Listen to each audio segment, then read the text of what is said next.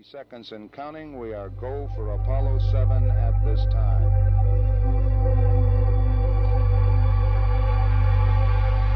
T-minus 50 seconds. All right, our first speaker of the day is a very good day to start our second day here. A very brave woman who hasn't feared to going into these questions and tackle these subjects.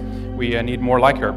She is the publisher of the Solari Report and managing member of Solari Investment Advisory Services. She served as a managing director and member of the board of directors at the Wall Street bank Dillon Read and Company.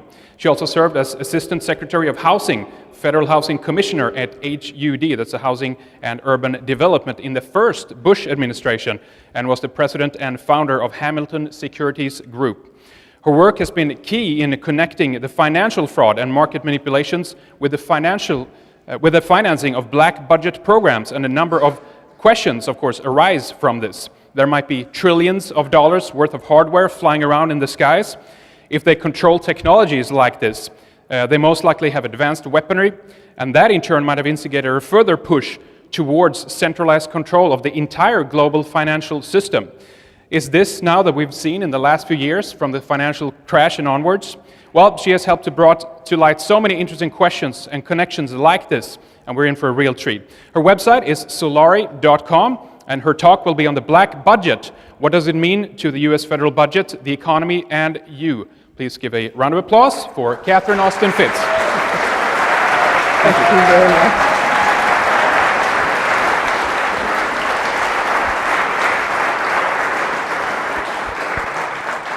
You know, if I was back in Tennessee right now, I'd be in church. So I feel a little bit guilty not being in church, so I've decided we're going to have church here today. So I'm going to say good morning, and you're going to say good morning back. Good morning. Good morning. Have you said hello, and have you met the person sitting next to you? I just want you to take a minute to do that if you haven't. I'm going to 10, 9, 8. Good. Okay. One of the things you need to know is that some of the most important truth seekers and important truth tellers that I've ever known of, or known on the planet, or known in my life, are here today, both speaking and in the audience. So you never know who you could be sitting next to, okay? I'm going to be talking about money, and I want to make sure it's very important to me that your questions get answered and your stories get told. So if you don't have a chance tonight in the Q&A panel, I wanted you to know Bonnie Faulkner from KPFA Radio is here. Bonnie, raise your hand. Bonnie and I are going to be doing the Solari Report, and you can send your questions to Ask Catherine. You can send them to customer service. I'll be here all day. We also have Nines of the Nines.net blogging on the Solari Report. She's right here. Nines, raise your hand. She's doing a series called Fear and Loathing in Silicon Valley on the Solari blog this week. So if you don't have time to talk to me, or we don't connect and you have questions, give them to Bonnie, give them to Nines, or send them to customer service at solari.com, and we'll make sure they're answered. But we're going to have a Q&A panel and a Q&A tonight, so hopefully we'll cover everything you need. Money. I'm not going to talk about space. I know nothing about space other than what Richard Dolan and Joseph Farrell teach me. I'm going to talk about money, and here's what I'm going to say about money. Dr. Farrell yesterday talked about a hidden system of finance growing up out of money essentially illegally gathered during the World War II process. So we talked about this system of hidden finance. Excellent, excellent description. If you weren't here yesterday, please make sure you get a chance to watch the archive. So this hidden system of finance, we talked about the creation of the black budget. I'm going to talk about it in more detail today. And then, of course, we have the regular financial system. So think of the financial system as something that runs on 3 tracks. The overt economy financial system, which you and I see every day, the black budget, and then this hidden finance. And what I'm going to describe to you today, it's very simple, is that hidden system in the black budget grew and grew and grew. And what happened in the bailout period is it simply overwhelmed the whole system. And we're watching an integration of those systems in what I refer to as the period from the early 90s to 2012 as the financial coup d'etat. And my theory is that we've literally seen a fundamental change of control on how the planetary governance systems as a result of the shifts in money and technology that happened during that period, so I'm going to be talking about it. Everybody here knows how a budget sheet works. If you look at the budget, the balance statement for any company or for you personally, financially, on one side of the balance sheet you have the assets, and on the other you have the liabilities and the equity. Okay, so I've just made a circular, I like doing things in circles. So if you follow the money, the reporters always say follow the money. If you follow the financial transactions, all assets and operations on planet Earth leave a financial footprint. You have transactions, you have funding, you have people who think they own certain things, on and on and on. And what we're watching on planet Earth, what we've been watching since 1947, is you see huge sections of the financial system and the sort of map of the financial money, and there's nothing on the other side of the balance sheet. There's like this big question mark. And one of the, do you ever feel like the official reality and reality are getting further and further and further apart until your head is like a bungee rope? You know, I walk around saying it just gets weirder. And part of it is that you have more and more money and more assets going into that thing and driving the whole ecosystem financially, you know, but until you look at that question mark, it's very difficult to do. Okay, now, I just talked about the planetary balance sheet. Let's go down to one community, because that's how this started for me. I wasn't interested, you know, when I first started doing Coast to Coast, I was like, George, I don't want to talk about spaceships. I want to talk about, you know, roads and bridges and utilities. And it really was the Coast to Coast audience, which is an incredible, how many people here listen to Coast to Coast? You are an amazing group of people. You are so smart. And it was you who really convinced me, you know, look, you've got to go find the Dr. Joseph Farrells and the Richard Dolans of this world, because you've got to put this piece into your map. I was working, in the Bush administration, one of the things I discovered was that there was a complete disassociation between the financial statements and how the money worked by place. So let me describe it. When I walked into the FHA the first day, and the first thing I did was I read the law related to how the operation worked and what my legal responsibilities as the FHA commissioner was. And the law was very clear. I had fiduciary responsibility personally for the funds, and in the single family fund, which at the time was almost $300 million, I was required to make sure that our revenues were greater than our expenses. We had to run so the premiums covered our operating expenses and any defaults we had on the mortgage insurance. So I called in sort of my liaison person, and I said, I want to see the chief financial officer. They said, we don't have one. I said, well, who does the financial statements? And they said, oh, we don't have financial statements. So I said, we have a budget. They said, oh, yes, there's a budget office. I said, okay, well, let me see the head of the budget office. So the head of the budget office comes in, and I said, okay, one of the things I said, how much are we making or losing every year? He said, that's not in the budget. So I said, well, give me the budget. The budget and the budget justifications come up to here, and so I'm a speed reader, and I read them 4 times that weekend, and I couldn't find anything that would inform how much revenues we were getting and what expenses we were spending. And part of the problem was one of the funds has a put to the Congress, so whatever we lose that year, we just send a bill to Congress saying, you have to give us that much money without disclosing where it went, okay? Lots of situations like this in the government. So finally, I said, look, I need to talk to the accountants because I need to get into the payment systems and understand, you know, I've got to figure out if I'm complying. And he said, well, the accountants report to another assistant secretary and you're not allowed to talk to them. So and for which I apologized, I had raised a great deal of money for George H.W. Bush, and what I got presidential cufflinks, and the accountants moved over to report to me. Because I just called up everybody over at the White House and said, you know, I raised all this money, I want the... So the accountants moved over, and it turned out that we were losing $11 million a day in the single-family fund. This was 1989. Can anybody guess in what 2 regions? It turns out we were making money in 8 regions and losing money in 2 regions. Can anybody guess what regions those were? Texas and Colorado, exactly. Okay, black budget, read black budget. And so what I tried to do was implement something where we could do place-based financial statements. So we could see by community, because you vote for political representation by community, right? You have a congressional district, right? Do you get a financial statement that says, here's the sources and uses of federal appropriations, contracts, and other monies? Okay, here's my message to you. The black budget finances one community at a time, globally, okay? Come to my neighborhood, what you'll discover is Tony Soprano is dealing the drugs, and if you push him out, James Bond will come down in your head with a helicopter, okay? That's the model, and it's highly centralized, and one community can't get out of it, because if one can get out in a highly centralized model, everybody can, okay? And so I left the Bush administration and I said, private entrepreneurs are going to need to do this. I created a software tool called Community Wizard, which would allow people to use geographical information software and see how all the money worked in their place.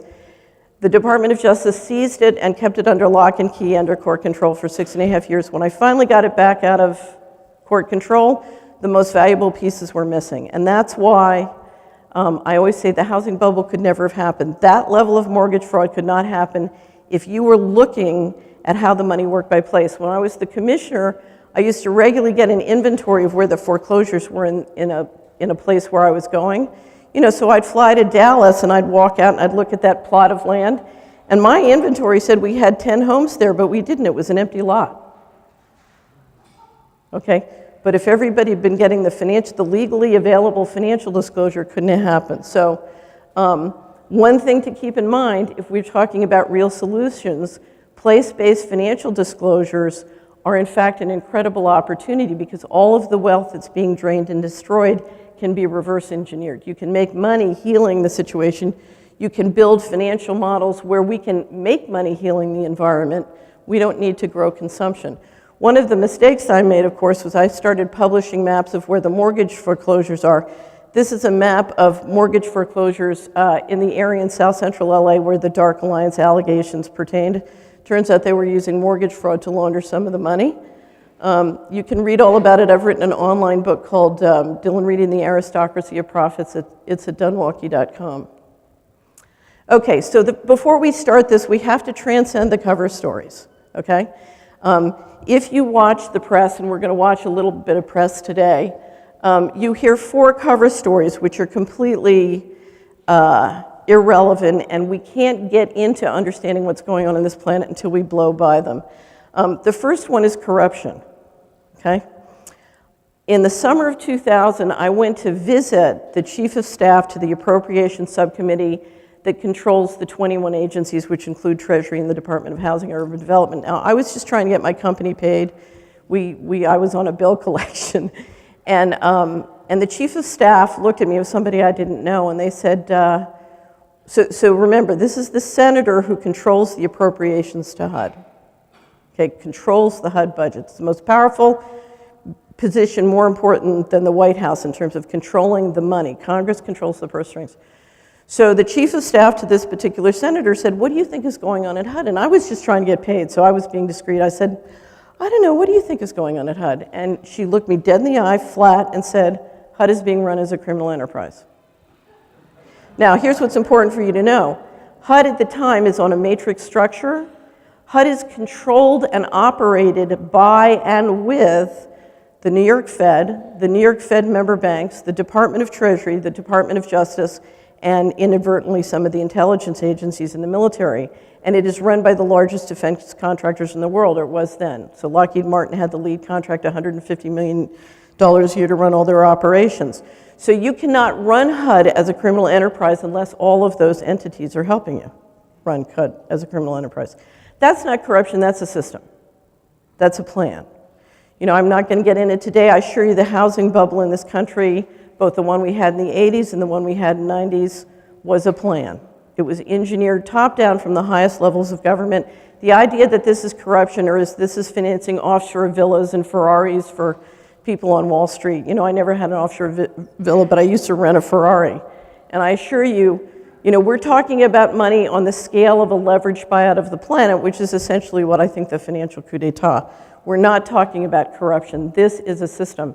And if you go back into the 50s and 60s and you talk to or read the people who got the eyewitness reports of people who had engineered this system bottom up, because this has been going on for many, many decades, what they all tell you is it was the best of a lot of bad options. You know, we, the intelligence agencies, got in the organized crime business and grew the organized crime business because we had to have the money, we had to have it on a secret basis, we had to control. Now, yesterday you heard Dr. Farrell talk about and really stress the fact that at the end of World War II, we put the intelligence agencies in the financing business. I'm going to talk about it more then, but think about this, because this is a very important governance issue. You take people who have the power to be completely non-transparent, even though they're operating under the cover of government and government law. So they have governmental authority, they can operate non-transparency, they have a license to kill. So they can kill with impunity. They are now empowered to run a hidden finance system using organized crime, narcotics trafficking, mortgage fraud, and the loot thereof in partnership with the people, you know, the people that we were fighting during the war. So you've got the Japanese Yakuza, you've got, you know, the Nazis, you've got all these different groups, okay? And you put them in the banking business where they not only control the money, but if you look at how the money's accumulating, remember they don't have to pay taxes, right? If you look at how that money is accumulating, they end up having more capital than everybody else. So you're talking from a governance standpoint of creating a very frightening kind of animal. Okay, I want to talk about incompetence and complexity. I have worked running a large line management operation government. What I will tell you is that the senior civil service in the United States government that I dealt with were the single most competent people I've ever worked with. They were absolutely outstanding. If they'd gone to Wall Street, they would have made a fortune. The problem is not incompetence. When somebody decides they want government to move in lightning speed, they can and do, okay? Let me give you an example. When I ran the FHA, we had, at that time, we were issuing about $5 billion a year of mortgage insurance for apartment buildings, okay? Now, our premiums were below market. What happens when you charge less than market for a financial product? You get more demand. Remember, supply and demand, price is what clears the market, supply and demand. So we have below market premiums. And so we're getting $25 billion of demand for $5 billion of mortgage insurance, okay? So how do you reconcile who gets the $5 billion? Well, what you're supposed to do is write up sort of instructions to the field offices that says, as a policy matter, we have decided that people with pink polka dot apartments that have less than 100 apartments west of the Mississippi should get all of this insurance, and then they just make sure that those are the only people who get it, right? You can do that. Well, here's the problem. From a legal standpoint, you have to write the instructions that say these noble, deserving people with pink polka dot apartments get it.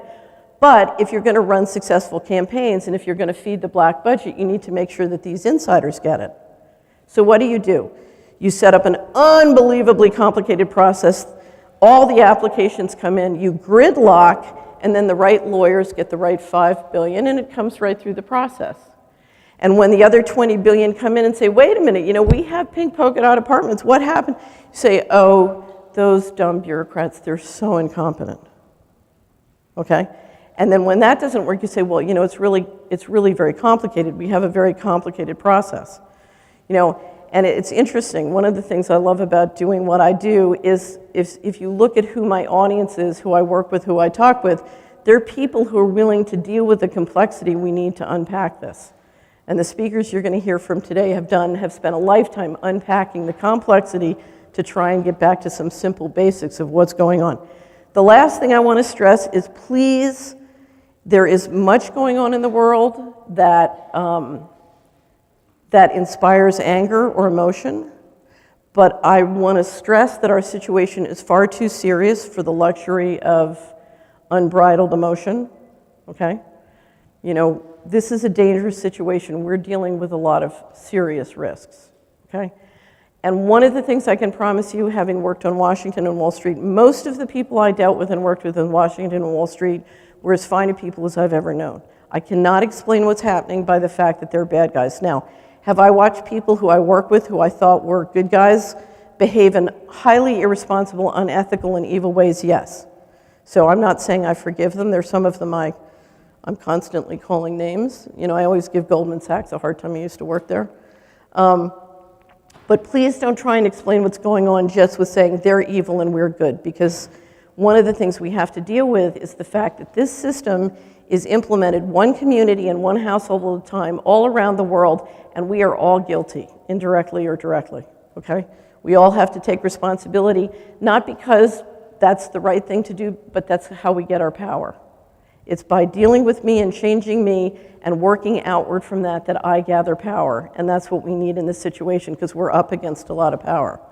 Okay, so now let me talk. I'm going to talk about some of what Joseph talked about, but I'm going to bring it down to today, and I'm going to get into a little bit more of the nuts and bolts. As we described, we have a parallel financial system, but I want to get into the overt system and help you see from 1947 on how it started to get integrated. And there are many different pieces of this. A very important one is the reserve system, the Federal Reserve System, and how it works, particularly the New York Federal Reserve, which controls as agent for the Department of Treasury, the Exchange Stabilization Fund. I just want you to remember this word, which is the mother of all slush funds. Okay? Because remember, when you take all the gold and other assets that Joseph was talking about it, and you combine it with the U.S. federal credit, the U.S. federal credit is the single most powerful, innovative financial mechanism that anybody has ever engineered. It's extraordinary. It took me 20 years to figure out how it really works. But when you combine the federal credit with that hidden system and all the overt resources, it's very, very powerful. Whoops.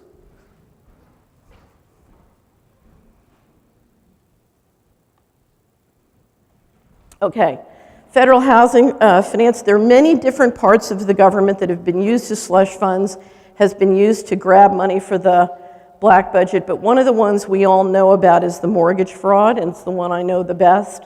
So I'm going to use that as sort of the case study today. The FHA funds were created in 1934, and the mortgage fraud has been an incredible, important sort of tool to literally do leverage buyouts of communities. You bring in the drugs, you bring in the mortgage fraud, and you literally engineer a leverage buyout of that community. You buy the community with its own cash flow. And then because you devastate the place, you can pick it up cheap. You buy it cheap with its own money. I want to talk about legal structure because legal structure is a very important part of how these things sort of, how the hidden financial system sort of merged with the overt system and sort of blew up. I'm going to not talk a lot about covert operations and mention the most important thing now is the digital infrastructure. I am so glad Edward Snowden did what he did because now I start making sense to people. There is a matrix. If you look at how the digital systems are being engineered, there is a matrix. And we are behind a one-way mirror, and what they can see about us and what we can see about them, you know, they can see everything down to, you know, a penny in real time in extraordinary ways. We can see nothing about them. Okay, let's talk about the New York Federal Reserve. The New York Federal Reserve is the depository for the U.S. government. Okay, the Federal Reserve has a board of governors, which is the policy group you basically see all the time. There are 12 member banks. Each member bank is owned by its members. I have written to every member bank, about 2,000, I wrote to everyone, and I said, who owns you? What are the members who have stock, and how much stock do they have? And what contractors and corporations manage your digital databases and have access to that data, and do your member banks have access to that data? And every one of the public affairs offices at all 12 Federal Reserve wrote back and said, that's confidential information. Okay, but the New York Fed is the mother of all member banks because it controls the bank accounts for the US government. It is the depository. Now it works through its member banks, but those banks run the bank accounts and they finance the government. So the idea that the government is going to be able to seriously enforce against them, you know, is dreaming. If you're running a company and all your financing is dependent on your bank and they've got all your accounts, are you going to put them in jail? That's a tough one. They manage as agent the Exchange Stabilization Fund. Very important. The Exchange Stabilization Fund, on that management, they report directly to the Secretary of the Treasury, not to the bureaucracy. All the files, all the records are kept at the New York Fed, but controlled by Treasury, but reporting to the Secretary. So if you try and FOIA, if you put in a Freedom of Information request to either one and you ask for anything on the Exchange Stabilization Fund, you know what you get? You get this. Okay? Very difficult. Yes, they publish financials. Do I believe them? I'll never forget, I had one reporter who was writing about narcotics trafficking in this country. She came back from lunch with a very senior retired DE agent. She was very depressed. I said, what happened? And she said, he looked at me and he said at the beginning of lunch, look, all the wires batch and run through the New York Fed. They know where every dime is. That's how it works. Okay, Exchange Stabilization Fund. Dr. Farrell mentioned a wonderful book by Christopher Simpson called Blowback. It describes the Nazi loot being moved back into the Exchange Stabilization Fund, and Dulles, who at that time CIA hadn't been created yet, Dulles sitting at Sullivan and Cromwell, the mother of all law firms on black budget stuff, sitting at Sullivan and Cromwell, using the money in the Exchange Stabilization Fund, the Nazi loot, to rig the Italian elections in 1948 at the request of the Vatican. Great story, and I often say the history of the United States since then is a history of efforts by that group to replenish the slush funds. You know, every year it's like, okay, how do we get more? Okay, as I said, FHA was created by the National Housing Act in 1934. What it did was it basically put the federal government in control of the mortgage markets. We are a very socialized system, and it's a system which is very important. Before then, if you were a bank in a community, you didn't want drugs and mortgage fraud coming in because then the neighborhood would deteriorate and you would lose money on your mortgage portfolio, okay? But we cut the association between the local financial institutions and the health of the place because now you had a government guarantee on everything. So you could make money even if the place is going down. In fact, you could make more money if the place is going down. Oliver North, it took me many years after I left the FHA. I ended up recording 6 90-minute cassettes describing all the fraud that I cleaned up. I used to call myself the cleaning lady of financial fraud. And I went back to unpack all the different kinds of fraud and how they worked. And one of the things I discovered was a quote from Oliver North. He said, HUD was the candy store of covert revenues, which I assure you is absolutely true. The most famous expression, one of my partners from Dillon Reed had become Secretary of the Treasury, and when I told him I was going to HUD as Assistant Secretary of Housing, he was outraged. He said, you can't go to HUD. HUD is a sewer. So they know. Okay, so let's talk about legal structures. We discussed yesterday 2 important acts, National Security Act of 1947 and the CIA Act of 1949. Those 2 laws gave the government the ability to appropriate money to all the different agencies and then claw it back secretly for a black budget, okay? Very, very important. One of the little known facts is during the period that Dr. Farrell talked about yesterday, Eisenhower not only authorized the creation of Area 51, but in that legal authorization, he put the CIA in charge of security, which clearly turned into financing. It's very interesting. If you read the history of the drug dealing in Mena, Arkansas, the lead drug dealer, Barry Seal, had in his logbooks that he would stop by, deliver the guns down to Latin America. He'd bring the drugs back, and he would stop by Area 51. And the researcher found it said, why would Barry Seal stop at Area 51? I said he was dropping off the cash. Okay, so again, we see the CIA getting into the business of providing security and financing for these black budget operations. Okay, now here's a very little known but unbelievably important fact. When Reagan and Bush got elected, the deal that George H.W. Bush had made was that he would control the National Security Council and Enforcement and Intelligence. He had been the head of the CIA, remember, when he became vice president. So we made the head of the secret, but when everybody always says, oh, well, Putin was in charge of the KGB, I said, wait a minute, we made the head of the secret police the president long ago. I mean, this is a pattern.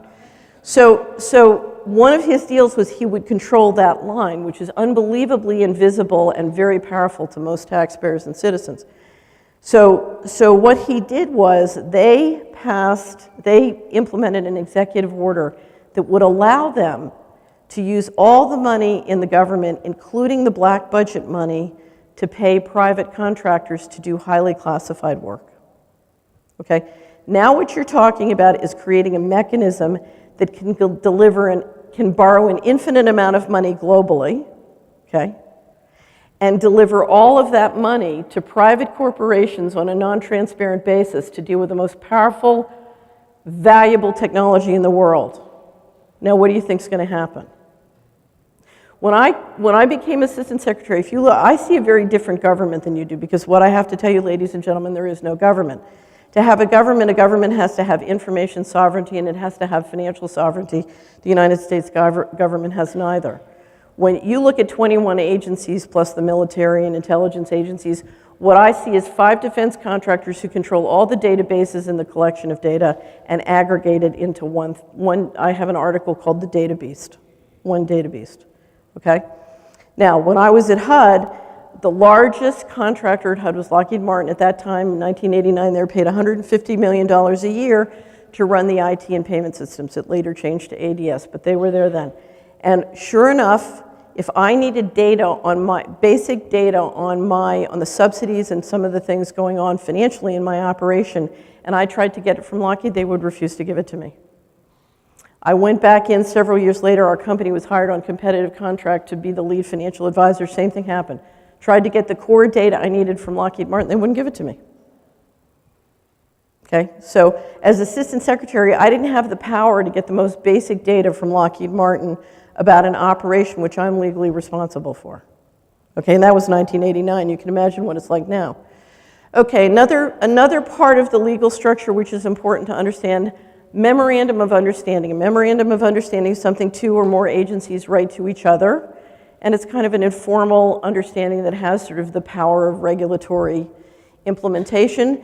The Department of Justice and the CIA, subsequent to the contractors now being put in place, you know, at taxpayers' expense, they wrote a memorandum of understanding that said if the CIA noticed somebody dealing drugs and it wasn't a case officer, they didn't have to report it, which meant all the contractors working for them could deal drugs all day long and they didn't have to report it to the Department of Justice as a matter of law. Okay? And that was what came out during the Dark Alliance allegations, and I believe was very much a part of the impeachment of Bill Clinton, because Congress said they were going to impeach Bill Clinton, and Bill Clinton, an hour or within the next 24 hours, put the memorandum of understanding up on the website with the Inspector General's report on what had been going on, which was, in my opinion, his message of saying, you know, you take me down, I'll take down everybody. So sort of the nuclear transparency. Another very important one I'm not going to talk to today, but some of the researchers here might be interested in: memorandum of understanding between DOD and DOJ in 1994 on the application of non-lethal weapons and the prototyping of non-lethal weapons for domestic application. Okay? Those are those little weapons that can implant thoughts in your mind and little things like that, a very particularly gruesome area. Okay, I was part of a group of people in the first Bush administration who said, you know, there's been this incredible housing bubble, all this financial fraud, we need to make sure that this can't happen again. One of the things we're going to implement is actuarial studies, requirements within the financials for agencies that do credit and insurance, and require audited financial statements for every agency, and get chief financial officers for every agency. And so they did, and guess what happened? In 1994-95, they started a process where they reported why they couldn't produce financial statements, which is, believe it or not, going on to this day. They still can't. Okay, we're going to get into that. But what it did do is it gave us a lot more information about how much money was missing.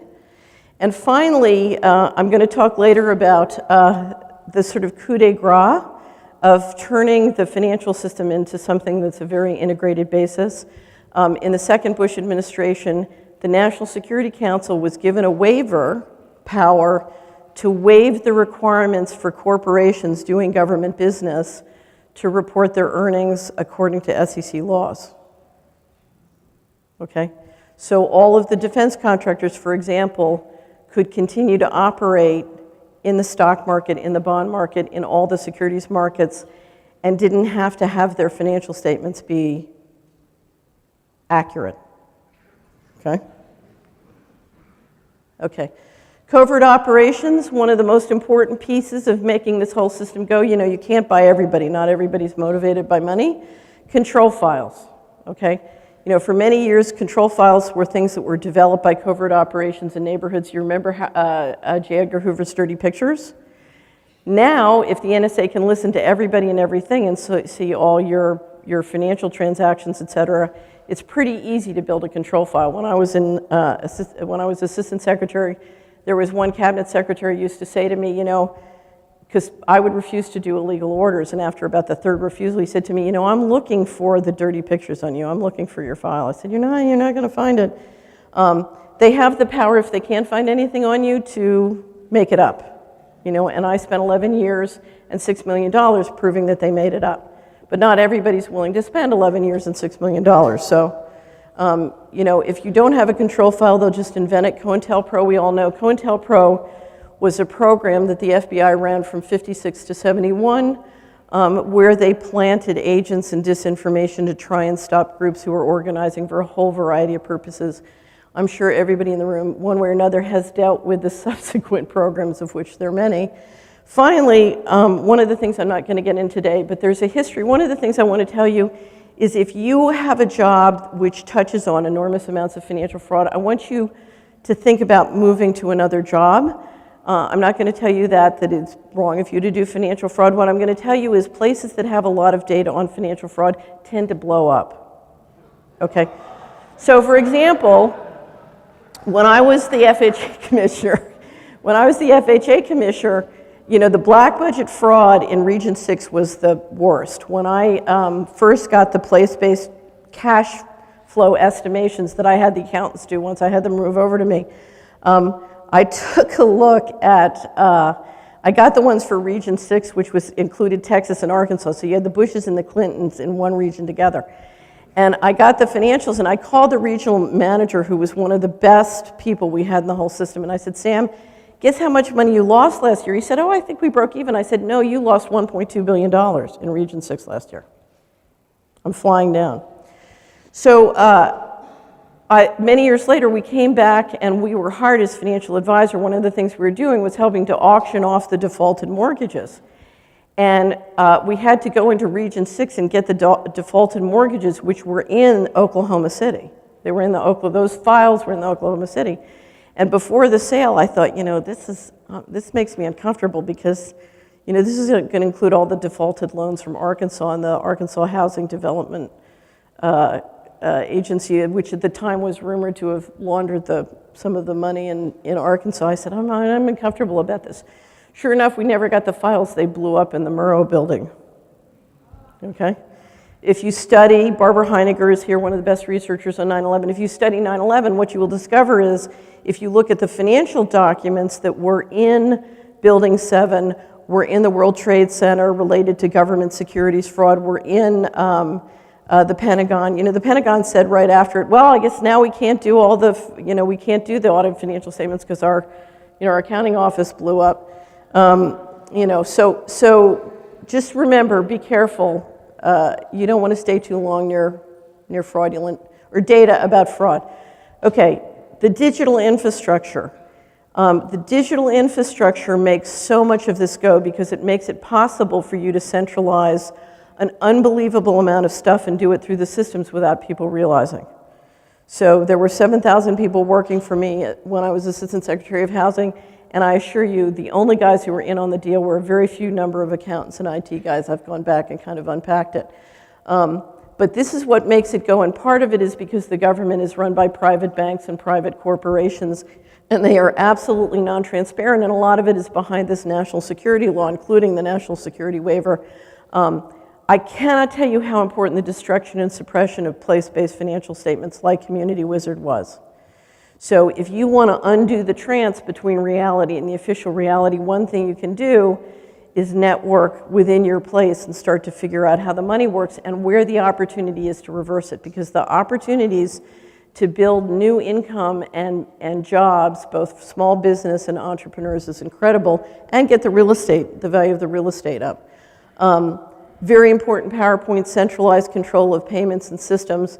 I'm always having fights with financial people who say, oh, the US dollar is going to crash tomorrow and the Chinese currency is going to take. That's ridiculous. The Chinese don't have a global satellite system.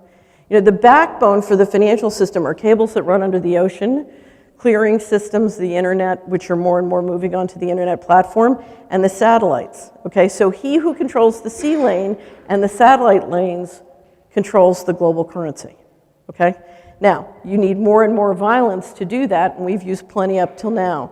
But that's why you see in action, in reaction to the Snowden revelations, you see more and more people saying, Brazil, Putin saying, we're gonna set up our own clearing and payment systems. We want to be able to clear and do transactions around this system. And it's not just the dollar, it's around those payment systems.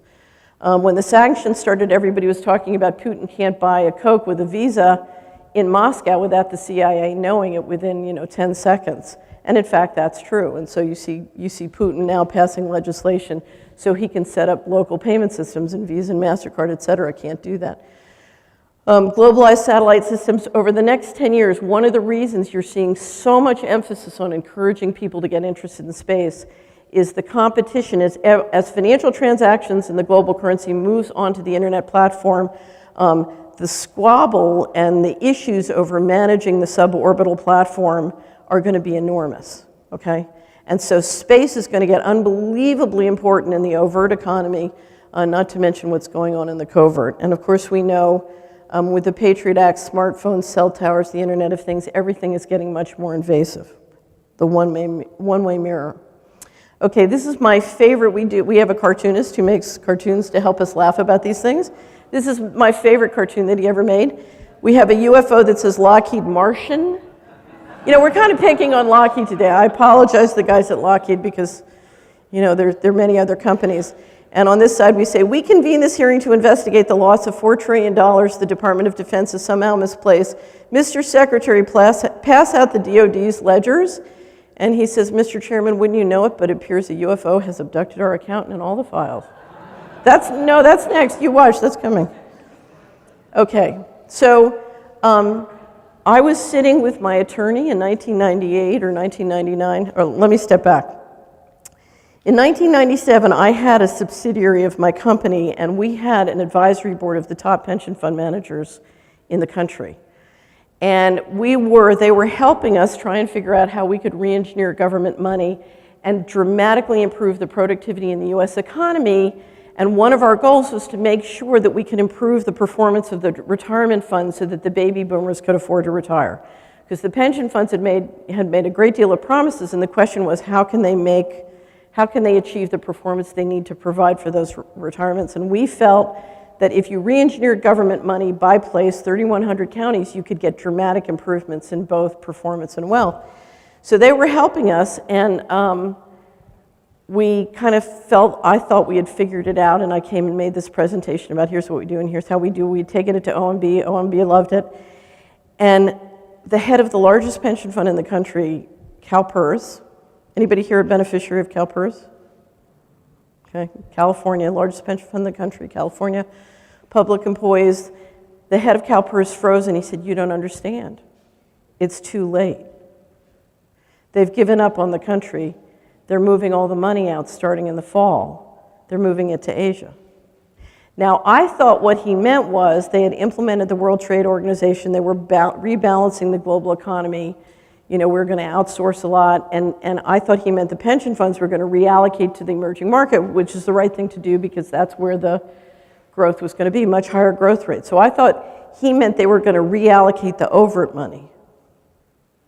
What I now believe he meant was in 1995, when they couldn't get a budget deal, they said, that's it. The politics of this place are hopeless.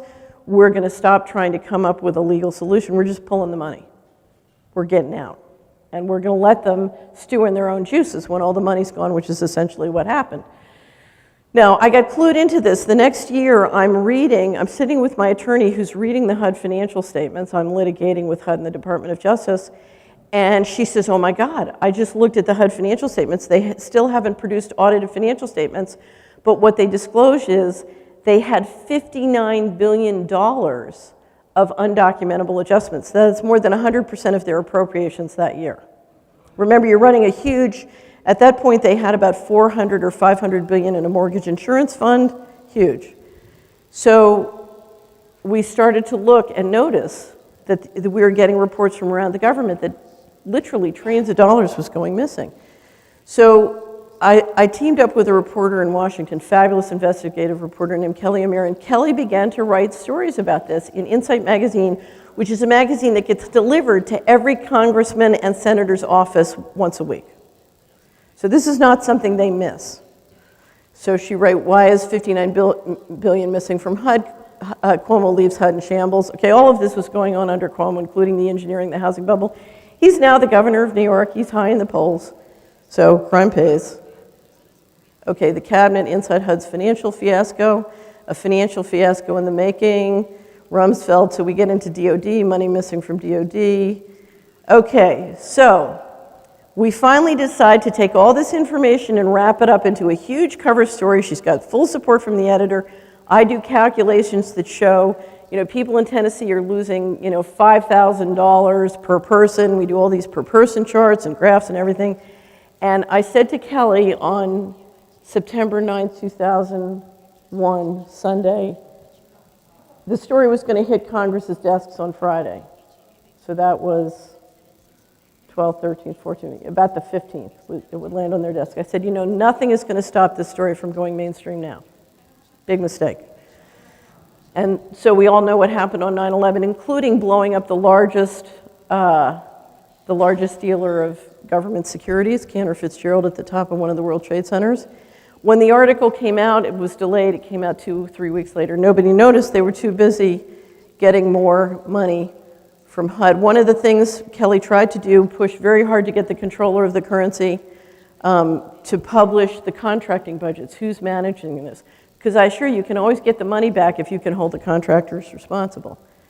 It went on and on and on for years, but let me give you a sense of what it looks like.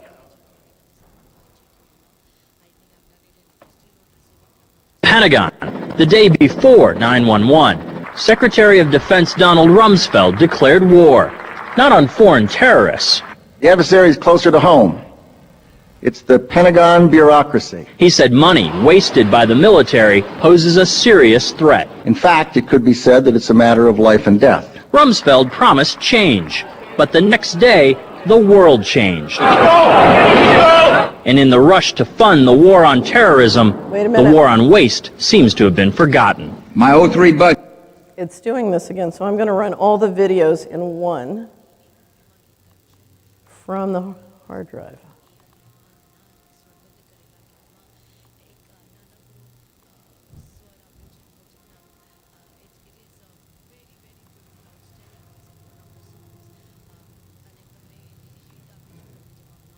Pentagon, the day before 9/11, Secretary of Defense Donald Rumsfeld declared war, not on foreign terrorists.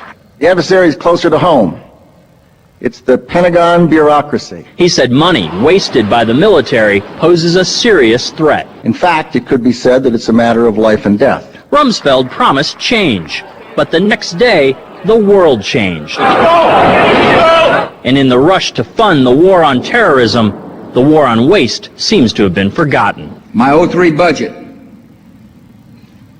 calls for more than $48 billion in new defense spending. More money for the Pentagon when its own auditors admit the military cannot account for 25% of what it already spends. According to some estimates, we cannot track $2.3 trillion in transactions. $2.3 trillion with a T.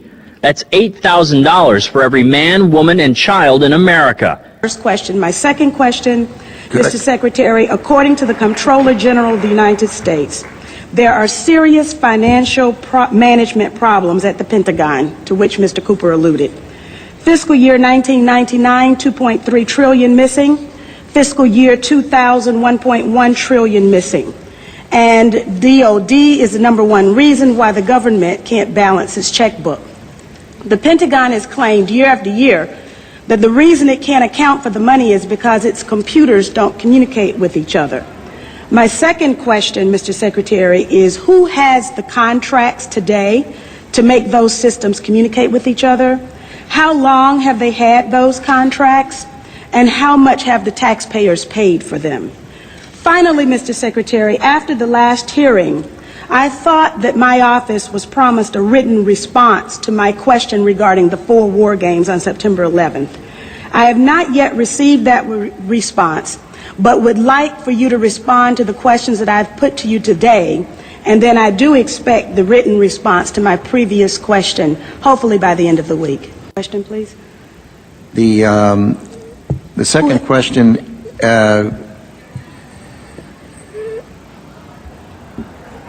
I've forgotten what the second question was. I think Ms. Jonas knows it. Okay. Thank you, Ms. McKinney. I appreciate the question. I appreciate your interest in our department's financial condition, and we are working very hard on that program. I've just come back recently this... I understand that you're working hard on it, but my question was, who has the contract? How long have they had that contract? And how much money have we spent on it? In general, we spend about $20 billion in the Department on information technology systems. The accounting systems are part of that. I can get you the exact number for the record of what we spend on our current, what we call legacy systems, and those that we're moving toward. And who has the contracts? That would be a multitude of individuals. Could you name some, please? Well, I think off the top of my head, well, I would rather not. I'd rather provide that for the record. That's not privileged information, is it? I'm sure it's not. Well, please. Yeah. And we still have time, so please. I would be glad to provide for the record. I don't want to talk. My scope is hard to imagine. Okay, so Republican. I'm going to skip ahead and show you the other videos just so we don't have technical problems. But you can see, you begin to see the magnitude. In the year the Pentagon lost 2.3 trillion. And then the following year, 1.1 trillion. During those years, the American people probably paid in taxes approximately 1.6 trillion. Okay, so you're talking about the Pentagon not only losing many multiples of its entire budget, but many multiples of the entire government's budget, okay, in 2 years. Remember, that's in the period when they're moving all the money out of the country.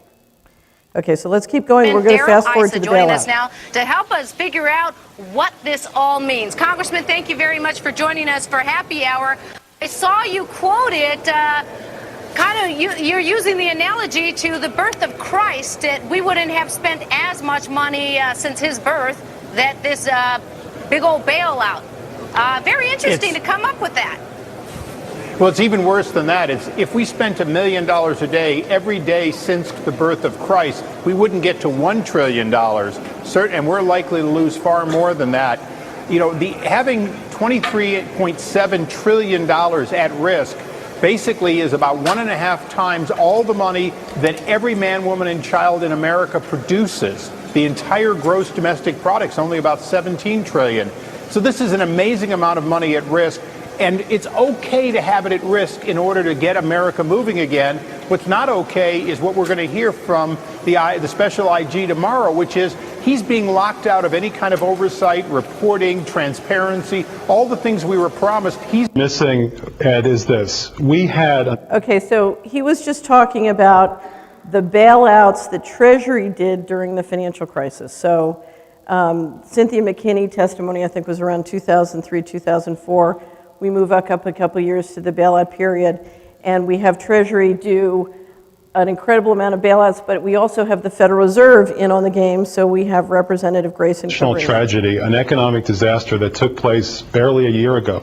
In the last 18 months of the Bush administration, America lost $12 trillion on its net worth. That's $40,000 for every man, woman, and child in this country, and I cannot think of a single person who's held responsible for that. Nobody in government, nobody on Wall Street, nobody nowhere. That's the fundamental problem right now. And if people on Wall Street are going to continue to get great bonuses in good times and in bad times, we can kiss this economy goodbye. It's not going to work. In capitalism, winners have to win and losers have to lose, and nobody's been held responsible for that enormous erosion. 20% of our accumulated wealth over the course of 2 centuries gone in 18 months. Nobody's been punished for that. That's the problem. Altogether, $26 trillion of bailouts just in those 2 categories, not including TARP, not including FDIC financing of U.S. institutions. $26 trillion, that's almost $100,000 for every man, woman, and child in America. all done by the Federal Reserve without any act of Congress authorizing it. All right, there's a lot of numbers thrown around here, and sometimes when you just hear it abstractly, 13 billion sounds like it's larger than 7 trillion. Which of all of these numbers, which outrages you the most and which should outrage the public the most?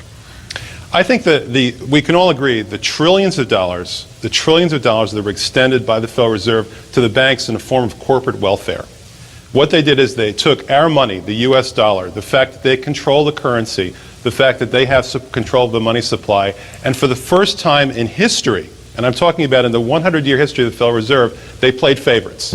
They said, we'll give 100 trillion to this institution, 100 billion to this institution, another 100 billion to this institution, and so on down the line, when you and I couldn't even come close to accessing that kind of money on those terms. They lent out this money at 0.01% interest. 0.01% interest. Go try to get a loan like that from your bank. Bloomberg's report that there are trillions of dollars in off-balance sheets transactions that the Federal Reserve has entered into since last September. Are you familiar with those off-balance sheet transactions? You know, I think it may be important at this point, too, just to bring up a certain aspect related to our jurisdiction. And just to clarify perhaps some of my earlier comments, we are the Inspector General for the Board of Governors, and we have direct oversight over board programs and operations, and are also able to look at board delegated functions to the reserve banks, as well as the board's oversight and supervision of the reserve banks. We do not have jurisdiction to directly go out and audit reserve bank activities. Okay, so what she just said is, if the Exchange Stabilization Fund and the New York Fed are using the federal credit and all sorts of slush funds to manipulate the markets and send enormous amounts of money abroad to foreign banks, that's outside of our scope. Anyway, okay, so back to the missing money. I'm still chasing the missing money. A group of us, including a wonderful entrepreneur in the audience today, put together a website to kind of bring transparency to the missing money, including the government documents and audits. And, you know, we had a little counter that counts up, you know, how fast you can lose 1.1 trillion in a year. And we showed you in terms of other governmental programs, you know, what that money could buy. And we got a fair amount of signatures, but I'll never forget one lovely relative that I had said to me, well, you know, dear, that's your issue, missing money. You know, I'm interested in peace. I'm not interested in missing money. That's your issue. And I said, don't you understand, if somebody can steal $4 trillion from the federal government in 4 years, they control everything. So that, you know, if you care about peace, that is your issue. So let's go. Okay, so this finally ended up with me up at a conference in the Yukon in 2005 where I was trying to explain the fact that over $4 trillion was documented as being missing from HUD, DOD, and NASA. NASA, I think, had 500 trillion one year. I mean, 500 billion one year. And the financial luminaries gathered couldn't believe me. They just couldn't believe that there was that much fraud and they didn't know about it. Okay, that's very off-putting to financial people. Well, one of them several months later said, oh my God, you're not going to believe this. The Financial Times is supporting you. It turns out somebody sat down and figured out, okay, how much do foreigners lend to the United States and how much do they have on their balance sheet? And then how much do the Americans say they owe foreigners on their balance sheet? And it turns out there was a huge missing hole. So let me explain how that could happen. When I was running Hamilton Securities Group, one of the people who worked for me had worked for a very important senator on the finance staff. And she came to me and she said, this guy is lobbying the senator. He wants a meeting with you. So finally I relented. And this guy comes in. He's a mortgage banker. He has little wire glasses on. And he says, you know, I'm so glad, you know, thank you for meeting with me. He had a huge piece of paper. He says, I brought you a copy of my database. He said, my family since the 20s or the 30s has been running a mortgage banking business. And our core competency is we keep a record of all FHA mortgages and Ginnie Mae securities or related securities related to FHA mortgages. He said, I brought you a copy of my database. So it's like, oh my God. And he said, there's been a terrible mistake. These new financial statements came out. Remember how to just produce financial statements? These new financial statements came out, and there's a terrible error. It says there's $400 billion outstanding. He said the actual amount outstanding from FHA and Ginnie Mae is many, many multiples of that. Well, I thought the guy was nuts. I was just like trying to get him out of the office. Because what he was saying was the Department of Justice, the Department of Treasury, HUD, the New York Fed, and the governors of the Federal Reserve were engaged in massive government securities fraud. Massive. But that's how you get that black hole. Now, now I do believe that in fact he was right, and I probably, if I take the database, my building would have been blown up. Okay, so that's the missing money. $4 trillion is my estimate. I'm sure there's more, but that's the only government documents I found. We just didn't have time to go through them all. Okay, the next thing that happens is we get a pump and dump of the stock market. Everybody remember the tech bubble? Okay, so I'm out at Esther Dyson's conference in 1997, and suddenly all these venture capitalists show up, and they are trying to give money to entrepreneurs. They're taking entrepreneurs with products and services that are never going to work. It's quite obvious. And the entrepreneur is saying, I need 25,000, I need 50,000, I need 100,000. They say, we only do a deal if you take 10 million. I'm like, is this trading sardines? Well, sure enough, they were. They were trading sardines. They ran them up, sold them into the pension funds for $150 million to retail investors, and then boom. Pump and dump, you make money going up and you make money going down. My estimate was, during this whole process, many, many trillions more. Okay, and don't think, P.S., that technology being re-engineered out of the black budget didn't have something to do with what was going on in terms of inspiring that pump and dump. Okay, then we move to the bailouts. So it's really amazing. I just had Steve Roach, wonderful, for many decades, the economist at Morgan Stanley, absolutely impeccable guy, great research. He just wrote a book called Unbalanced, which is one of the best books on the China-American relationship I've read currently. And people will tell you, why did no one warn us? Steve Roach, top of Morgan Stanley, is warning everybody. Okay? Many, many people warned us about what was happening. We will never probably know what the total cost of the bailouts are, and part of it is between what the Fed did and the Treasury did. Some of that money was essentially gifts, and some of that money were loans at low interest rates, and there's all sorts of games you can see. You see the government saying we got paid back. If I lent you money at 0.01% for 10 years, do you think you could make a little bit of money on it while that was going on? I mean, it's especially when they're giving you inside information about how they're rigging the market. So my guess is between the missing money, the pump and dump of the stock market, and the bailouts, including what the Federal Reserve has done, my estimate is during that period, the financial coup d'etat, I call it, $40 trillion got transferred over into this hidden system. Okay? Okay, and of course, the Federal Reserve is very important. I think the Federal Reserve is having a shredding party. They say they're buying bonds from the banks, but I think they're buying Treasury securities and mortgage securities, a lot of which were probably illegally or secretly issued. And, if they had to trade in the market, they'd be worth 10 cents or less on the dollar. It's my guess. Okay, but you see the Fed balance sheet is exploding with treasuries and securities. Okay, so we heard from Grayson. It keeps going. Iraq missing money. We just, since this conference is sponsored by wonderful people from Holland, very courageous woman. It's called the Dutch National Court of Auditors. The head of the Dutch National Court of Auditors just pointed out that there are billions of dollars at NATO unaccounted for. Can we be surprised? Okay, latest report in November 2013, the undocumentable transactions at the Pentagon apparently are now up to $8.5 trillion. Okay, so my $40 trillion didn't include about $4.5 trillion of that, and didn't include what's going missing in Iraq and what's going missing NATO, other things, okay? And finally, the coup de grace. We have the ability to give private corporations who are using all of this money to control and build the most powerful technology in the world, the ability to waive SEC rules, okay? So they can continue to trade the market. Here's Lockheed Martin stock. You notice coming into 9/11, they started to fall. Suddenly 9/11 happens, happy times are here today. This green line is the S&P. Now, We've heard tremendous amounts about defense cuts, sequester. Will it hurt the foreign contractors? Will it hurt the defense contractors?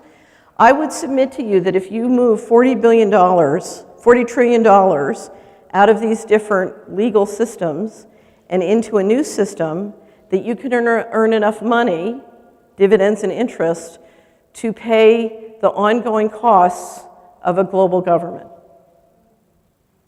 So one of my questions is, as the defense contractor stocks continue to go up, is that what happened? Do they now have, it's not just the intelligence agencies, it's the whole military-industrial complex, now have complete financial independence? Are they fully endowed to run a very different kind of governance system? Has government just been privatized on the just do it basis? Okay? To give you a little indication where this was going, I thought they would use a lot of the money to clean up the mortgage fraud. It appears that that is not the case. I may have been wrong. We have a new announcement that the central banks now own $29 trillion in market investments, including gold, and are major players in the equity markets. I'm not going to talk about it today, but one of my beliefs about what's going to come next is the possibility of what's called a crash up in the stock market. We've flipped the planet. Now that we've used the debt to steal all the money, we flipped the planet to an equity-based model, something, in fact, that could be a good thing. So let's step back and look at the financial coup d'etat and then bring it back to the secret space program. I think, that before the financial coup happened and before the rebalancing of the global economy with the World Trade Organization, we had in the G7, we had in the developed world, the governments, we had a lot of assets in communities at the municipal level. We had a lot of assets in the retirement systems. We had a lot of assets in the government. So here we have the blue as liabilities, and I'm just guessing. This isn't back of the envelope. We have liabilities and we have assets, and we have more assets than we are liabilities. We go through a process where we move all the liabilities back into the old systems. This is like bringing up new systems. We move all the liabilities into the old systems, and we shift a lot of the assets into what we are calling today the breakaway civilization. Remember when I said we had a leverage buyout of the planet? So you say, okay, well, I give up on this system. I'm bringing up a new system. It's grown from this hidden financial system. I'm bringing it up. I'm going to move the assets over. And, I'm looking at these guys, and we have all these people in the developed world, in Europe and the United States, have worked their whole life, Japan. The G7 has worked their whole life, and they expect all these retirement homes and nursing homes. Before we spend that money on retirement homes and nursing homes, let's get it out and move it over here and privatize the system. So we move the liabilities back in there. We move the assets over here. Meantime, you go to financial conferences, everybody is running around saying the system's going to collapse. Now, I've been odd man out in the financial system because for 10 years I said, no, it's not going to collapse, it's going to slow burn. And when they say to me, how do you know it's going to slow burn? Last year you were right, we thought it was going to collapse and it didn't slow burn. How are you right? I try and talk to them about why I think it's going to slow burn, and they say, I'm not going there. I'm not going to talk about UFOs. I'm not going to talk about digital information systems being able to listen to me, when I'm on the internet. I'm not going to go there. The reality is, I go back to the planetary balance sheet. If the entire global financial system is organized to produce a tide that's going, whether it's going to the breakaway civilization, whether it's going to the black budget, but it's behind this big question mark. If our households and our money is being drained, our time is being drained, we have to go there, okay? So, according to OECD just did a very good study on sort of overt economy space investment. The G7 is spending $53 billion a year on space. United States is the biggest piece, $43 billion a year. I expect that budget to go up a lot. But much more done on the private side in terms of operations and implementation. But clearly, if you listen to the wonderful presentations we got yesterday, if you've looked at Donald Rumsfeld saying there's 2.3 trillion million going missing, in 1 year, the magnitude of what we are spending is far beyond $53 billion a year. It is enormous. Okay. We're coming into an election season in the United States, and what all the political pundits will tell you is the number one issue is inequality. Where does inequality come from? It comes through the black budget. Now, is it because we're dealing with forces out there and this is the responsible thing to do? Is it because everybody's just stealing money so they can build planes and go to Mars? I can't tell you. You have to listen to the many wonderful speakers who are here. What I will tell you is that if you look at how the money works in every household and in every neighborhood in America, in every municipality, in every state hall, the black budget is the source of inequality.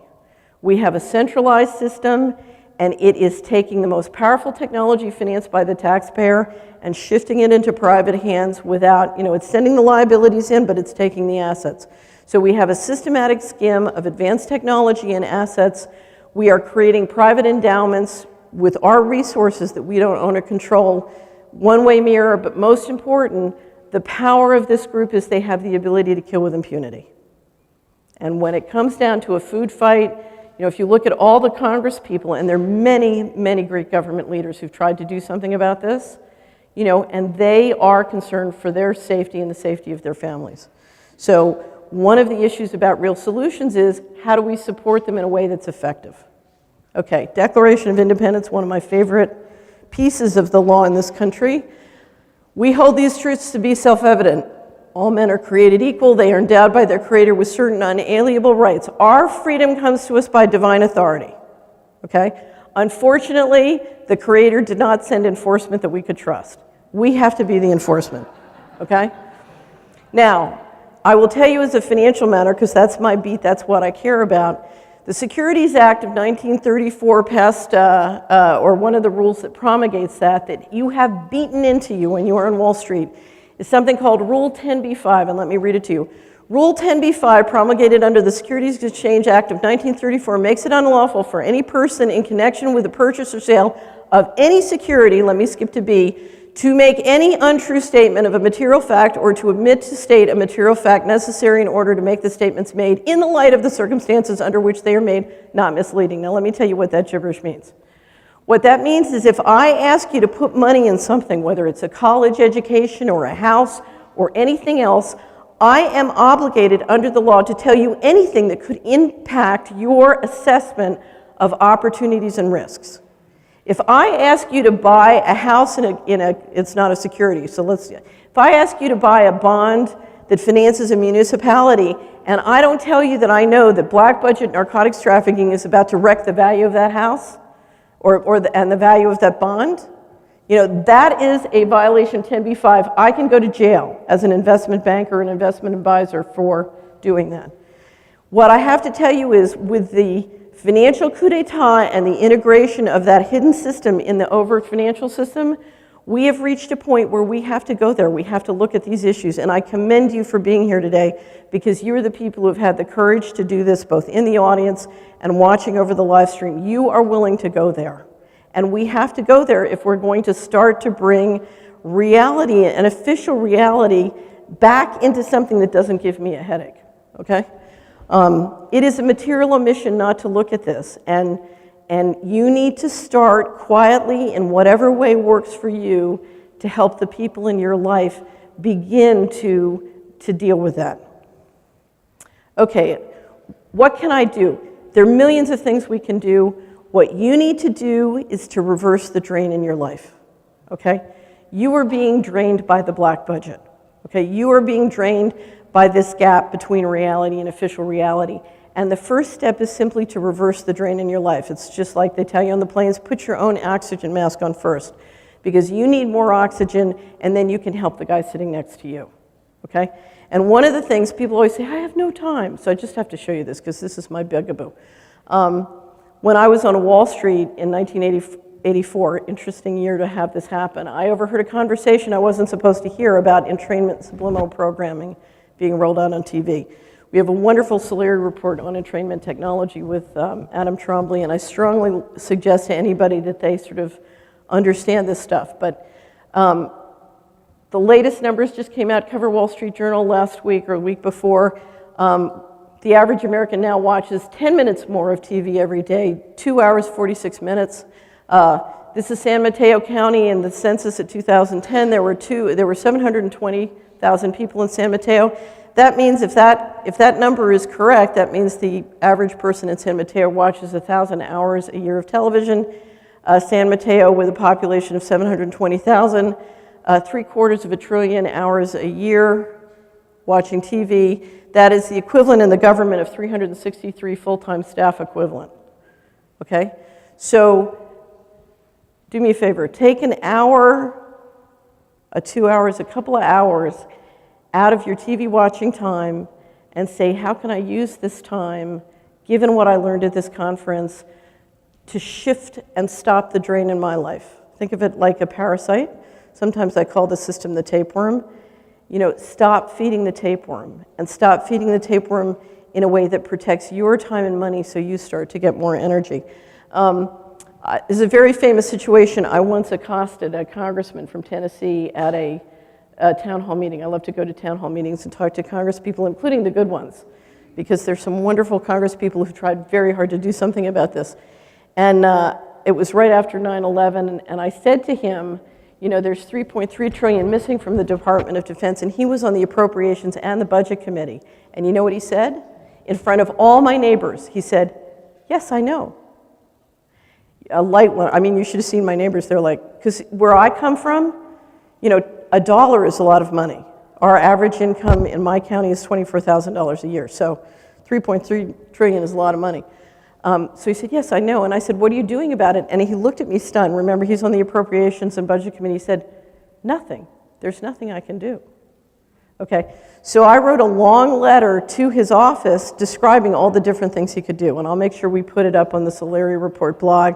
So just in case you happen to go to a town hall meeting, if you have a congressperson who's not good on this issue, you know, or who is not working to provide financial statements to you for your congressional district, you can use that information to push them. We can have a lot of fun during this campaign because inequality is going to be an issue and you understand where it comes from. If it's somebody who's really supportive, get down there. If you have Marcy Kaptur as your congressperson, if you have Alan Grayson, you know, too bad we lost Cynthia McKinney. If you have somebody who's really great on this issue, you need to say, how can I help you? How can I make it possible for you to raise money as an honest congressperson? How can I help you get elected? I assure you, if you take a look at the mortgage fraud in your community, you will see a lot of interesting patterns. This is Washington, D.C., New Orleans. It just happened that all the areas that got wrecked by the hurricane and the flooding in New Orleans just happened to clear out a lot of that mortgage fraud. Finally, I want to recommend to you one of the books that most informs real solutions. It's by Robert Axelrod, brilliant economist at the University of Michigan. It's called The Evolution of Cooperation. And one of the things he says is, peace makes more money. Peace is a winning economic strategy in a world where there's transparency. But transparency of people's behavior. If somebody can go to Hong Kong, do something dirty, and come back and still be, you know, socially respectable. I have an article called What Women Can Do to Help the Popsicle Index Go Up, and what I basically say is, okay, ladies, if tomorrow everybody doing anything evil, stealing our money, hurting people, committing genocide, got shut off, no sex, the ladies wouldn't give them sex, Lysistratus, we all remember what the Greeks did, what would happen? Right? Okay, so where we can bring transparency to individual actors, shunning and shaming is the most powerful social tool in the whole world. You know, we can begin to shift this, particularly if we invite them to switch teams. This is a campaign. We want them to switch to our team. This was a cartoon. I teamed up with a firm, money management firm in London, a research firm in London, where they would do cartoons. We do cartoons on the Solari Report. This was Mr. Global. This is a wonderful story. The KPFA radio, I did a whole series. I was looking for the missing money that was disappearing from HUD and from the Department of Defense. So I'm thinking, how could they launder $4 trillion? You know, that's a lot. You can't launder that through a pizza restaurant, okay? So how could they, you know, what's the nuts and bolts of how they could launder this $4 trillion? So I find Enron, and here's this company who can't explain what they do other than it's very creative and innovative, and they've got huge revenues. And if you looked at their board, everybody sitting on their board were also the contractors running the agencies where the money was going missing. So I thought, well, this is very interesting anyway. So I'm researching this. Dennis Bernstein from KPFA Radio calls me up and said, would you do a show on Enron? And one of the things I was able to describe on Enron, because at that point I had gotten the outward bound version of a PhD in civil procedures and civil litigation on financial fraud with the Department of Justice, being in litigation with them for 11 years. So I knew, every excuse, I knew every story, I knew what was supposed to be, how they did things, what they could do, if they were willing to break the law, which apparently they were. And what I was able to explain was, if you look at all the things that are automatically in the manual to do in a case of financial fraud, the Department of Justice hadn't done any. So for example, we saw the Cayman Islands. There were 700 subsidiaries in the Cayman Islands on Enron. We saw the head of the Treasury in the Cayman Islands come out and give a press release and say they would be delighted to cooperate with the Department of Justice on the financial records on the 700 subsidiaries, but they had never gotten a phone call, a request, or a subpoena, so they couldn't cooperate because no one was calling them.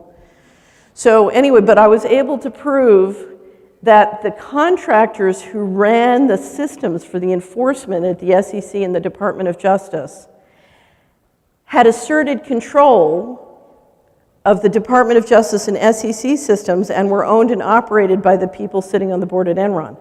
So even though the Department of Justice and the SEC had not asserted control of Enron's records, the board members of Enron had asserted control of the enforcement records at the Department of Justice and the SEC. So this was the Mr. Global cartoon. And interestingly enough, the fellow highlighted here shortly thereafter was when Bob Rubin left the administration and went back to running the Harvard Endowment. He put out a press release saying that guy had just resigned from the board. I suspect he learned about it in the press. Okay, breakaway. I always finish the Solari report with this one statement, because before we can be free, our minds must be free. Okay, it starts with me. My greatest moment on the Solari report was Bill Tiller. If you haven't heard him, he used to run material sciences at Stanford. And he was telling me about the power we have with our intention to change material reality. And I said, oh, Bill, what do you think? I'm very interested in community prayer. I said, what do you think of community prayer? And he said, well, you have to be very careful. He said, if the people doing the praying are coherent, it can help. If they're not, it makes it worse. So I said, oh, I have to be more coherent. So whatever you do, do it. Oh, I lost it. In a way you do it. So each one of us do it in a way that makes you coherent, but I'll end with the line that I end every Solari report. Don't worry about whether or not there is a conspiracy. If you're not in a conspiracy, you need to start one. Ladies and gentlemen, thank you very much.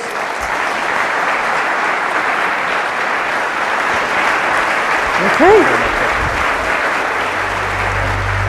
Good job.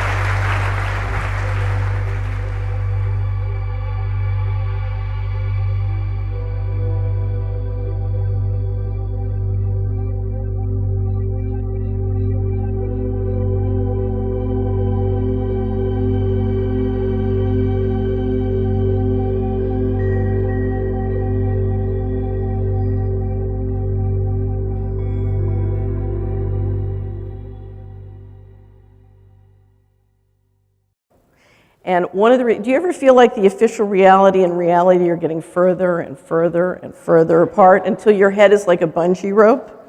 I walk around saying it just gets weirder. And part of it is that you have more and more money and more assets going into that thing and driving the whole ecosystem financially, but until you look at that question mark, it's very difficult to do. Okay, now, I just talked about the planetary balance sheet. Let's go down to one community, because that's how this started for me.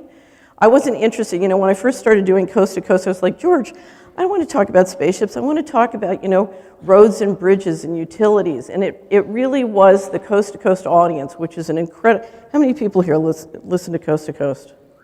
You are an amazing group of people. You are so smart, and it was you who really convinced me, look, you've got to go find the Dr. Joseph Farrells and the Richard Dolans of this world, because you've got to put this piece into your map. I was working, in the Bush administration, one of the things I discovered was that there was a complete disassociation between the financial statements and how the money worked by place. So let me describe it. When I walked into the FHA the first day, and the first thing I did was I read the law related to how the operation worked and what my legal responsibilities as the FHA commissioner was. And the law was very clear. I had fiduciary responsibility personally for the funds. And in the single-family fund, which at the time was almost $300 million, I was required to make sure that our revenues were greater than our expenses. We had to run so the premiums covered our operating expenses and any defaults we had on the mortgage insurance. So I called in sort of my liaison person, and I said, I want to see the chief financial officer. They said, we don't have one. 60 seconds and counting. We are go for Apollo 7 at this time.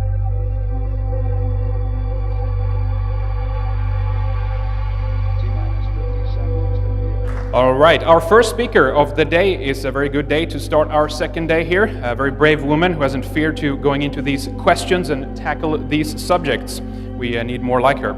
She is the publisher of the Solari Report and managing member of Solari Investment Advisory Services. She served as a managing director and member of the board of directors at the Wall Street bank Dillon Read and Company.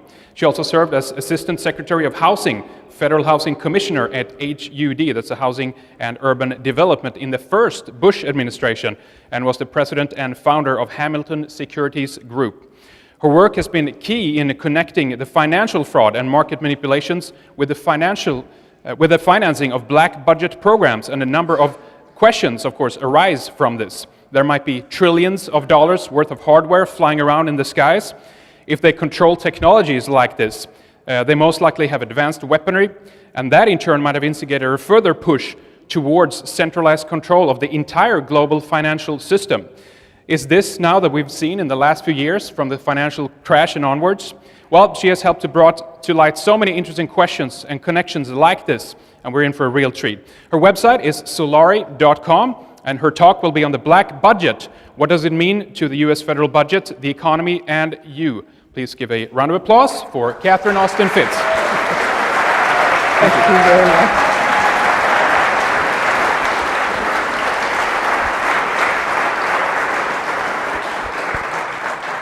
You know, if I was back in Tennessee right now, I'd be in church. So I feel a little bit guilty not being in church, so I've decided we're going to have church here today. So I'm going to say good morning, and you're going to say, I said, well, who does the financial statements? And they said, oh, we don't have financial statements. So I said, we have a budget. They said, oh, yes, there's a budget office. I said, okay, well, let me see the head of the budget office. So the head of the budget office comes in, and I said, okay, one of the things I said, how much are we making or losing every year? He said, that's not in the budget. So I said, well, give me the budget. The budget and the budget justifications come up to here, and so I'm a speed reader, and I read them 4 times that weekend, and I couldn't find anything that would inform how much revenues we were getting and what expenses we were spending. And part of the problem was one of the funds has a put to the Congress, so whatever we lose that year, we just send a bill to Congress saying, you have to give us that much money without disclosing where it went. Okay? Lots of situations like this in the government. So finally, I said, look, I need to talk to the accountants because I need to get into the payment systems and understand, I've got to figure out if I'm complying. And he said, well, the accountants report to another assistant secretary and you're not allowed to talk to them. So and for which I apologized, I had raised a great deal of money for George H.W. Bush, and what I got presidential cufflinks, and the accountants moved over to report to me. Because I just called up everybody over at the White House and said, I raised all this money, I want the... So the accountants moved over, and it turned out that we were losing $11 million a day in the single-family fund. This was 1989. Can anybody guess in what 2 regions? It turns out we were making money in 8 regions and losing money in 2 regions. Can anybody guess what regions those were? Texas and Colorado, exactly. Okay, black budget, read black budget. And so what I tried to do was implement something where we could do place-based financial statements. So we could see by community, because you vote for political representatives during the World War II process. So we talked about this system of hidden finance. Excellent, excellent description. If you weren't here yesterday, please make sure you get a chance to watch the archive. So this hidden system of finance, we talked about the creation of the black budget. I'm going to talk about it in more detail today. And then, of course, we have the regular financial system. So think of the financial system as something that runs on 3 tracks. The overt economy financial system, which you and I see every day, the black budget, and then this hidden finance. And what I'm going to describe to you today, it's very simple, is that hidden system in the black budget grew and grew and grew, And what happened in the bailout period is it simply overwhelmed the whole system. And we're watching an integration of those systems in what I refer to as the period from the early 90s to 2012 as the financial coup d'etat. And my theory is that we've literally seen a fundamental change of control on how the planetary governance systems as a result of the shifts in money and technology that happened during that period. So I'm going to be talking about it. Everybody here knows how a budget sheet works. If you look at the budget, the balance statement for any company or for you personally, financially, on one side of the balance sheet you have the assets and on the other you have the liabilities and the equity. Okay, so I've just made a circular, I like doing things in circles. So if you follow the money, the reporters always say follow the money. If you follow the financial transactions, all assets and operations on planet Earth leave a financial footprint. You have transactions, you have funding, you have people who think they own certain things, on and on and on. And what we're watching on planet Earth, what we've been watching since 1947 is you see huge sections of the financial system and the sort of map of the financial money, and there's nothing on the other side of the balance sheet. There's like this big question mark. Hey, good morning back. Good morning. Have you said hello and have you met the person sitting next to you? I just want you to take a minute to do that if you haven't. I'm going to 10, 9, 8. Good. Okay. One of the things you need to know is that some of the most important truth seekers and important truth tellers that I've ever known of or known on the planet or known in my life are here today, both speaking and in the audience. So you never know who you could be sitting next to, okay? I'm going to be talking about money, and I want to make sure it's very important to me that your questions get answered and your stories get told. So if you don't have a chance tonight in the Q&A panel, I wanted you to know Bonnie Faulkner from KPFA Radio is here. Bonnie, raise your hand. Bonnie and I are going to be doing the Solari report, and you can send your questions to Ask Catherine. You can send them to customer service. I'll be here all day. We also have Nines of the Nines.net blogging on the Solari report. She's right here. Nines, raise your hand. She's doing a series called Fear and Loathing in Silicon Valley on the Solari blog this week. So if you don't have time to talk to me or we don't connect and you have questions, give them to Bonnie, give them to Nines, or send them to customer service at solari.com, and we'll make sure they're answered. But we're going to have a Q&A panel and a Q&A tonight, so hopefully we'll cover everything you need. Money. I'm not going to talk about space. I know nothing about space other than what Richard Dolan and Joseph Farrell teach me. I'm going to talk about money, and here's what I'm going to say about money. Dr. Farrell yesterday talked about a hidden system of finance growing up out of money, essentially illegally gathered.